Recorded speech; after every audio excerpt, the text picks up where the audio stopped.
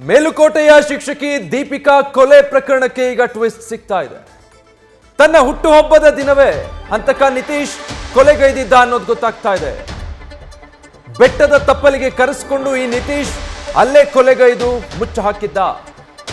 ಇಬ್ಬರ ಸಲುಗೆಯನ್ನ ನೋಡಿ ದೀಪಿಕಾ ಕುಟುಂಬಸ್ಥರು ಇದಕ್ಕೆ ಮುಂಚೆ ವಾರ್ನಿಂಗ್ ಕೂಡ ಕೊಟ್ಟಿದ್ರಂತೆ. ಅಂದ್ರೆ ಕುಟುಂಬಸ್ಥರಿಗೆ ಮೊದಲೇ ಇವರಿಬ್ಬರ ಸ್ನೇಹದ ಪರಿಚಯ ಇತ್ತು. ಅದಾದ್ಮೇಲೆ ದೀಪಿಕಾ ಹಾಗೂ ನಿತೀಶ್ ಅಂತರ ಕಾಯ್ದುಕೊಂಡಿರ್ತಾರೆ. ಕುಟುಂಬದವರು ವಾರ್ನಿಂಗ್ ಕೊಟ್ಟ ನಂತರ ಬರ್ತ್ಡೇ ನೆಪದಲ್ಲಿ ಕರೆಸಿ ಮತ್ತೆ ಈ ಆರೋಪಿ ನಿತೀಶ್ ಅವತ್ತು ಆ ಬೆಟ್ಟದ ತಪ್ಪಲಿನಲ್ಲಿ ಜಗಳ ತೆಗೆದಿದ್ದಾನೆ. ಅದಾದ್ಮೇಲೆ ತನ್ನ ತಂದೆಗೆ ಕರೆ ಮಾಡಿ ಹಂತಕ ನಿತೀಶ್ ತಗಲಾಕೊಂಡಿರೋದು.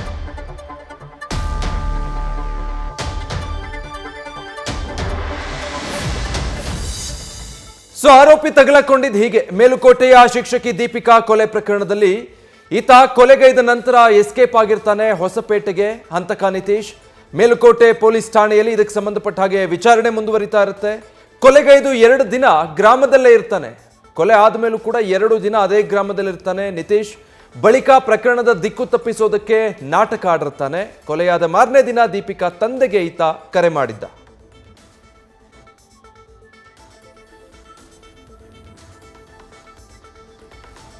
ಡೀಟೇಲ್ಸ್ ಕೊಡ್ತಾರೆ ಮಂಡ್ಯದಿಂದ ನಂದೀಶ್, ಲೈವ್ ನಲ್ಲಿ ಜಾಯ್ನ್ ಆಗ್ತಾ ಇದ್ದಾರೆ.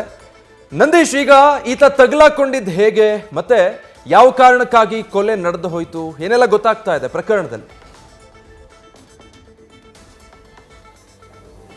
ಖಂಡಿತ ವಿಜಯ್, ಏನು ಮೇಲುಕೋಟೆಯ ಶಿಕ್ಷಕಿ ದೀಪಿಕಾ ಕೊಲೆ ಪ್ರಕರಣ ಬಹಳಷ್ಟು ಒಂದು ತಿರುವನ್ನ ಪಡ್ಕೊಳ್ತಾ ಇತ್ತು.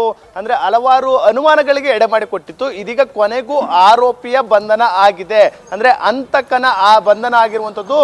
ಅಂದ್ರೆ ದೀಪಿಕಾ ಏನು ಮಾಣಿಕೇನಹಳ್ಳಿ ಗ್ರಾಮದಳು, ಅದೇ ಗ್ರಾಮದ ನಿತೀಶ್ ಎಂಬ ಯುವಕ ಇದೀಗ ಕೊಲೆ ಮಾಡಿರುವುದಾಗಿ ತಪ್ಪೊಪ್ಕೊಂಡಿರುವಂಥದ್ದು. ಆತನನ್ನ ಈಗಾಗಲೇ ಬಂಧನ ಮಾಡಿರುವಂತಹ ಮೇಲುಕೋಟೆ ಪೊಲೀಸರು ಆತನನ್ನ ವಿಚಾರಣೆಗೆ ಒಳಪಡಿಸಿದ್ದಾರೆ. ಅಂದ್ರೆ ಹೊಸಪೇಟೆಯಿಂದ ಆತನನ್ನ ಬಂಧಿಸಿ ಕರೆತಂದಿರುವಂಥದ್ದು. ಅಂದ್ರೆ ಆತ ಮೈಸೂರಿನಿಂದ ಅಂದ್ರೆ ಯಾವಾಗ 2 ದಿನ ಕೊಲೆ ಏನು ಜನವರಿ 20ನೇ ತಾರೀಕು ಶನಿವಾರದಂದು ಏನು ಆಕೆಯ ಏನು ದೀಪಿಕಾ ಇದ್ದಾಳೆ, ಆಕೆ ನಾಪತ್ತೆ ಆಗ್ತಾಳೆ. ಅದಾದ ಬಳಿಕ ಸೋಮವಾರ ಆಕೆ ಕೊಲೆ ಆಗಿರುವಂಥದ್ದು ಗೊತ್ತಾಗುವಂಥದ್ದು. ಸೋಮವಾರದ ಬಳಿಕ ಅಂದ್ರೆ ಅಲ್ಲಿವರೆಗೂ ಕೂಡ ಏನು ನಿತೀಶ್ ಇದ್ದಾನೆ ಆತ ಗ್ರಾಮದಲ್ಲೇ ಇದ್ದ. ಅಂದ್ರೆ ಅವರ ತಂದೆಯವನು ಕೂಡ ಕೇಳಿದ, ಅಂದ್ರೆ ದೀಪಿಕಾ ಪತ್ತೆ ಏನಾದ್ರೂ ಆಯ್ತಾ, ಅಕ್ಕ ಏನಾದ್ರೂ ಫೋನ್ ಮಾಡಿದ್ರ, ಆ ನಿಟ್ಟಿನಲ್ಲೂ ಕೂಡ ದೀಪಿಕಾ ತಂದೆಯನ್ನ ಪ್ರಶ್ನೆ ಮಾಡುವಂತ ಕೆಲಸವನ್ನ ಕೊಲೆ ಪಾತಕಿ ನಿತೀಶ್ ಮಾಡಿದ್ದ. ಆತ ಅನುಮಾನ ಬರದಂತೆ ನಾಟಕ ಹಾಡಿಕೊಂಡು ತನ್ನ ಊರಿನಲ್ಲೇ ಇದ್ದ. ಯಾವಾಗ ಏನ್ ದೀಪಿಕಾಳ ಮೃತದೇಹ ಪತ್ತೆ ಆಗ್ತು, ಅದಾದ ಬಳಿಕ ಊರಿನಿಂದ ಕಾಲ್ ಕೇಳ್ತಾನೆ, ಎಸ್ಕೇಪ್ ಆಗಿರ್ತಾನೆ.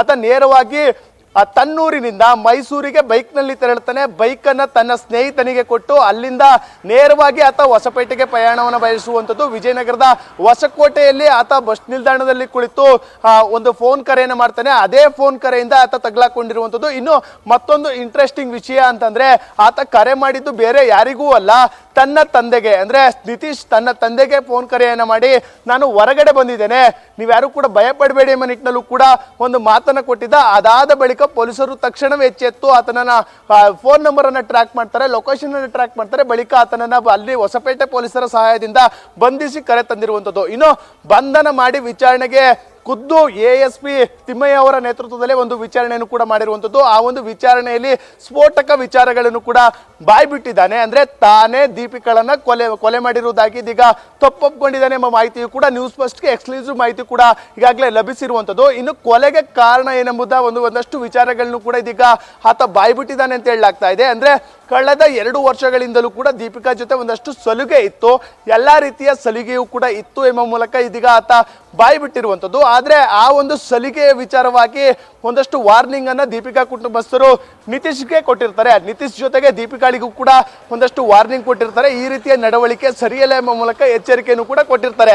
ಅದೇ ಒಂದು ಎಚ್ಚರಿಕೆ ಕೊಟ್ಟಂತಹ ವಿಚಾರವಾಗಿ ಇಬ್ಬರಿಗೂ ಕೂಡ ಒಂದಷ್ಟು ಕೋಪ ಇರುತ್ತೆ. ಅದಾದ ಬಳಿಕ ಒಂದಷ್ಟು ದಿನ ಅಂತರವನ್ನ ಕಾಯ್ದುಕೊಳ್ಳುವ ನಿಟ್ಟಿನಲ್ಲಿ ದೀಪಿಕಾ ಮತ್ತು ನಿತೀಶ್ ಮಾಡುವಂಥದ್ದು. ಇದು ನಿತೀಶ್ನ ಒಂದು ಆಕ್ರೋಶಕ್ಕೆ ಕಾರಣ ಆಗುವಂಥದ್ದು. ಅಂದ್ರೆ ಏಕಾಏಕಿ ಯಾವಾಗ ದೀಪಿಕಾ ತನ್ನ ಜೊತೆ ಮಾತನಾಡೋದನ್ನು ಬಿಡ್ತಾರೆ, ಅದಾದ ಬಳಿಕ ಒಂದಷ್ಟು ದ್ವೇಷಿಸತೊಡಗ್ತಾನೆ. ಆ ನಿಟ್ಟಿನಲ್ಲಿ ಒಂದಷ್ಟು ಕೋಪವನ್ನು ಕೂಡ ದೀಪಿಕಾ ಮೇಲೆ ಹೊಂದಿರ್ತಾನೆ. ಅದೇ ವಿಚಾರವಾಗಿ ಮಾತನ್ನು ಕೂಡ ಈಗ ಹೇಳಿರುವಂಥದ್ದು. ಅಂದ್ರೆ ಆತ ಯಾವಾಗ ವಾರ್ನಿಂಗ್ ಕೊಟ್ಟಿದ್ರು ಅದಾದ ಬಳಿಕ ಒಂದಷ್ಟು ಅಸಮಾಧಾನವನ್ನು ವ್ಯಕ್ತಪಡಿಸ್ತಾ ಇರ್ತಾನೆ.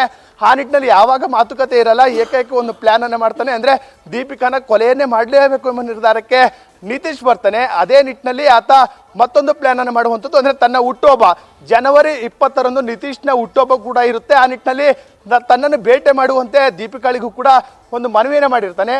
ದೀಪಿಕಾ ಆತನ ಮಾತನ್ನು ನಂಬಿ ಬೆಟ್ಟದ ತಪ್ಪಲು ಅಂದ್ರೆ ಮೇಲುಕೋಟೆಯ ಯೋಗ ನರಸಿಂಹಸ್ವಾಮಿ ದೇಗುಲದ ಬೆಟ್ಟದ ತಪ್ಪಲಿಗೆ ಕರ್ಸ್ಕೊಂಡು ಅಲ್ಲೇ ಇದೀಗ ಕೊಲೆಯನ್ನು ಮಾಡಿರುವಂಥದ್ದು. ಅಂದ್ರೆ ದೀಪಿಕಾಳ ವೇಲಿನಲ್ಲೇ ಆಕೆಯ ಕತ್ತನ್ನ ಬಿಗಿದು ಕೊಲೆ ಮಾಡಿ ಬಳಿಕ ಅಲ್ಲೇ ಇದ್ದಂಥ ಗುಂಡಿಗೆ ಇದೀಗ ಹಾಕಿ ಮುಚ್ಚಿ ಊತಿಟ್ಟು ಆತ ತನ್ನೂರಿಗೆ ಏನೂ ಕೂಡ ಗೊತ್ತಿಲ್ಲದಂತೆ ನಾಟಕ ಆಡಿ ಮನೆಯನ್ನ ಸೇರಿದೆ ಎಂಬ ಮಾಹಿತಿಗಳು ಕೂಡ ಇದೀಗ ವಿಚಾರಣೆಯಲ್ಲಿ ಬಹಿರಂಗ ಆಗ್ತಾ ಇರುವಂಥದ್ದು. ಇನ್ನು ಕೇವಲ ಈತನೊಬ್ಬನೇ ಕೊಲೆ ಮಾಡಿ ಊತಿಟ್ನ ಎಂಬ ಪ್ರಶ್ನೆಗಳು ಕೂಡ ಮೂಡ್ತಾ ಇರುವಂಥದ್ದು. ಅದೇ ನಿಟ್ಟಿನಲ್ಲಿ ಇದೀಗ ಪೊಲೀಸರು ತನಿಖೆಯನ್ನು ಚುರುಕುಗೊಳಿಸಿರುವಂಥದ್ದು. ಇನ್ನೊಂದಷ್ಟು ವಿಚಾರಗಳು ಕೂಡ ಇದೀಗ ತನಿಖೆಯಲ್ಲಿ ಬಹಿರಂಗ ಆಗುವ ಸಾಧ್ಯತೆಯೂ ಕೂಡ ಇರುವಂಥದ್ದು. Vijay, thank you Nandish.